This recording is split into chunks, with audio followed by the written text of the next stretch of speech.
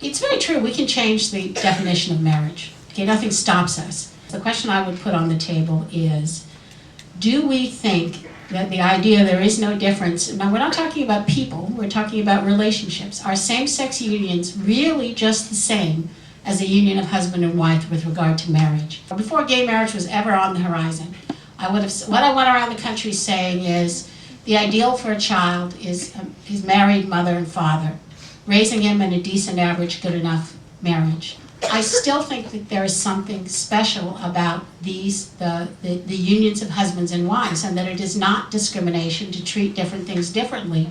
Well, one of the things that's on the table is that a family is a family, and if they love each other and they're raising children together, they have to be able to protect them legally. So I don't think that society has the right to tell us who to love.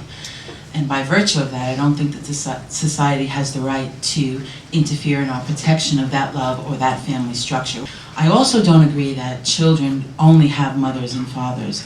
As we've expanded and our knowledge of humanity has expanded, we've found other ways to conceive children. We have large population of children that are living without families. We need to provide protection for those homes. Marriage is one way to do that. There are many couples living in married situations that can either choose not to have children or cannot have children. There are also many senior citizens that choose to get married late in life that having a child is no longer an option for them. They need marriage protection for a score of other reasons.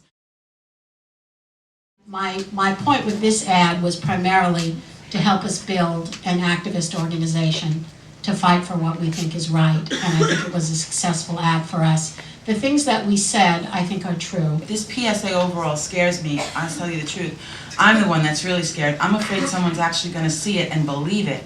And that really scares me, I'll tell you. Talk about inflammatory misrepresentation and fabrication. This is the epitome of those things. I'm really frightened that there's anyone in the world that thinks that 10% of the population wanting to protect its family could possibly have those kind of that kind of power over any society. The general tone is pro-homophobia. It's dangerous and it's misleading, and it claims that church groups are being punished by government when the bills plainly say that they're not going to be forced to do that, and I believe in the bills that are put forth by my representatives. I just have so much to say about this, and none of it good. It depicts these people as victims, and it's an insult to the entire gay community that has been living in the world of hate crimes. This only perpetuates those myths. It only helps those people that are responsible for these hate crimes have a right to do those things, as any second-class status would do to any kind of community.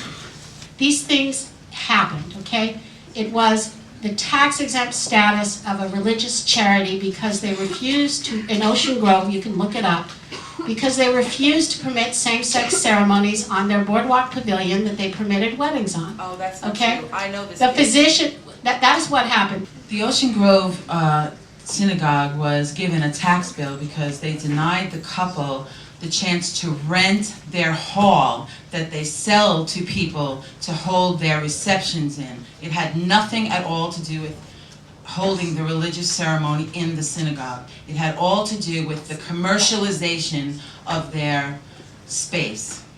Well, I'll tell you the first difference between this PSA and National Organization for Marriage's PSA is that we are actually in this, and I say we because I'm a member of this community, we are actually talking about ourselves. We are not talking against our opponents. Well, I think it is a good ad for your side, and there's a lot that I would agree with in it.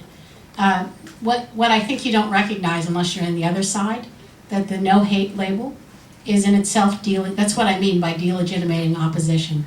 It suggests that the 7 million Californians who disagree with you on gay marriage are haters. I'm used to it now. I mean, I think that this is a result of a movement which has said to itself, this is our right, whether you disagree with it or not. There is no argument against it, and if you make an argument, we're going to have a hard time hearing it or processing it. I'm fully supportive of having equal rights. How would you feel if you got those rights but under a different name? We tried that. It's called civil union. It doesn't work. Well, that's because the government's not working it. What if the government... The reason it doesn't work is because husband and wife is a term that people recognize, and they instantly know who that person is. Would you know if I said this is my civil union partner? Would you? Okay. Civil unions are not portable. Civil unions are not the same in every jurisdiction. Civil unions are not all-encompassing. They do not, no matter how many times people tell you they do, cover everything that a marriage covers. There have been studies on it, and it fails. Maggie, you said you care about families, and so I'm wondering maybe I'm confused. Exactly what empirical claim are you making about the effects of gay marriage on families? I think it would take several generations, but I think it is an empirical claim. I think that it is not, that over time, the government's idea with marriage equality is going to trump the idea that there's something important about mothers and fathers raising children. It will affect the way it is already affecting the way the next generation thinks about marriage. If you go to the logic of what is marriage, what is it for, increasingly it will become clear that marriage is a word that means my soulmate, and its connection to this other phenomenon of connecting sex, love, money, mothers and fathers, and children is going to be severed. The primary reason it's a core social institution is that it's trying to increase the number of children who are raised by their own mother and father. The only way, if you're attracted to the opposite sex, you can do that is by first entering a publicly supported, enduring, sexually faithful union. If you don't do that, shouldn't be your entitled to that children, same union. well, no, you don't want that union. You want some other union, and you want to insist that the whole society view that as a marriage. That's why you were talking at cross purposes. I'm sorry, I think I'm confused. So my Same-sex dedication and love and respect for my chosen partner is not as good as it may be better, but it's heterosexual not man. a marriage. It may be better than a marriage. It's probably better than my marriage to hear you talk about it. I wouldn't talk about my marriage in such glowing terms. Well, and I could personally do think it. my wife is better than most people, but that's Well, that's my actually, by the way, the research shows that's the key to a happy marriage, is if you think your spouse is getting a better deal than you But are. it's not a marriage, right? So how could I be in a happy marriage? It's not. That's what I think. I think that even if the government of New York says it, that it's not a marriage.